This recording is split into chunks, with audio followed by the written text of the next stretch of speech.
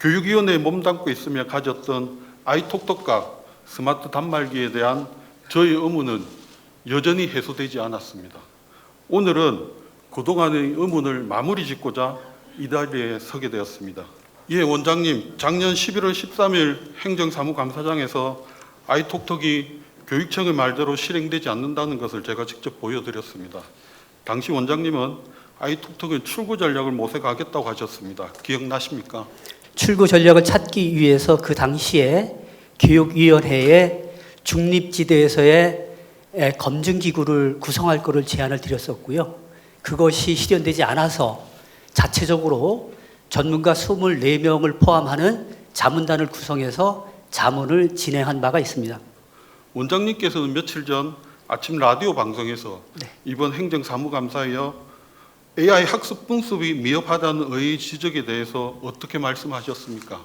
첫 번째는 데이터가 축적이 돼야만 학습 분석이 이루어지는데 초기 단계이기 때문에 데이터 축적이 충분하지 않다는 점.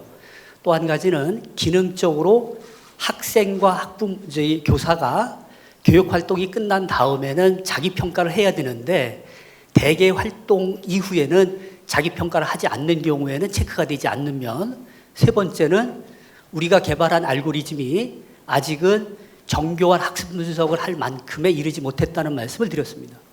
현재 아이톡톡에 대해 누구보다 잘 아시는 원장님께서 방송에서 의의를 디스하신 셈인데 지난번 충전 보관함 관련 기자회견을 오전에 하시고 오셔서 오후에 예정된 교육위원회 간담회 자리에서 제 서류를 사진 찍으시며 기자회견에 대한 책임 원장님께 있으시다고 책임을 지겠다고도 하셨습니다. 1년이 더 지난 올해 행정사무감사에서 AI 기능이 미흡하다는 지적에 대해서 그런 말씀을 하셨다는 것에 있어서 저는 실망하지 않을 수 없습니다. 맥락을 말씀을 드리면 교육감님께 담당 부서가 보고자료를 올릴 때에 목표의 최상위치를 갖고 보고를 드린 걸로 확인이 됐고요. 지금 현재는 이론적인 기술 설계는 높은 단계에 있지만 기술의 개발 단계가 낮음을 저희가 확인을 했고 거기에 대해서는 제가 시인을 한 바가 있습니다. 원장님, 1차년도 개발비와 감립이 2차년도 개발비와 감립이 모두 109억 원이 들어갔습니다. 가업을 제대로 완료하지 못했는데 109억 원은 다 지불이 되었습니다. 그렇죠? 네, 초기 비용이라고 생각을 합니다. 교육청과 도급 계약을 맺은 개발업체는 본인이 수주한 계약에 따라 그 비용을 받고 교육청의 개발 프로그램을 납품해야 합니다. 그런데 왜 개발업체의 편리를 위해 운영 서버와 같은 규모의 개발 서버를 교육청에서 구축하는 것입니까?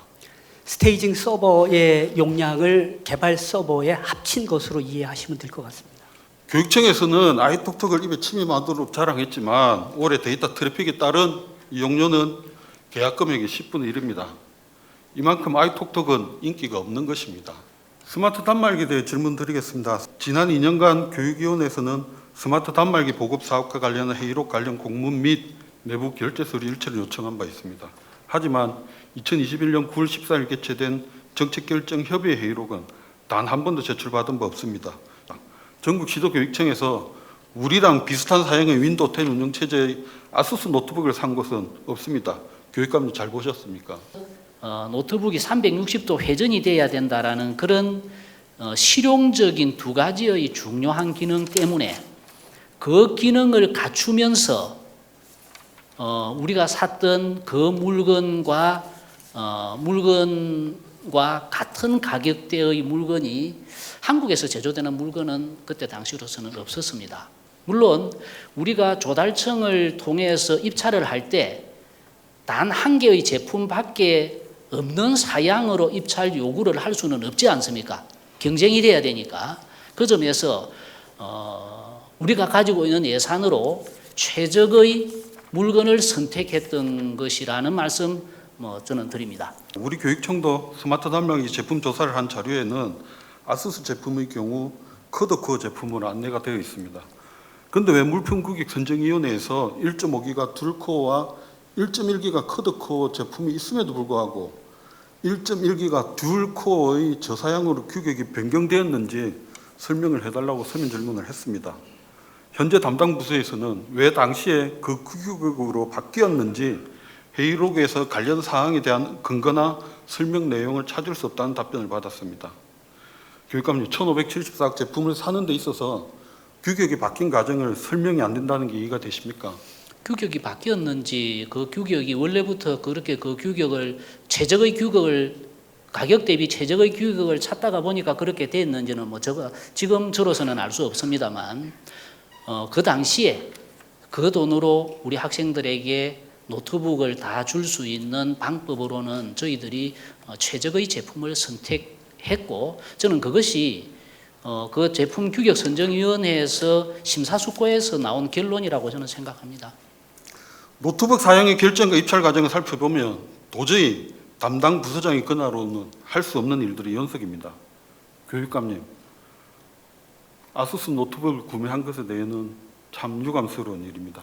저희들로서는 의원님께서 이제 뭐 여러 가지로 많은 우려를 해주시고 하는 데 대해서 이런 부분은 달게 지적을 받아야 될 부분이고 그래서 좀 더 완성도 높은 결과물을 만들어내자라고 저희들은 뭐 최선을 다해서 노력할 뿐이지만 그 과정에서 지나치게 이 뭐 다른 것이 있지 않느냐라는 식의 오해를 가지고 계신 데 대해서는 저희들로서 결코 그럴 수도 없고 그러지도 않고 교육감으로서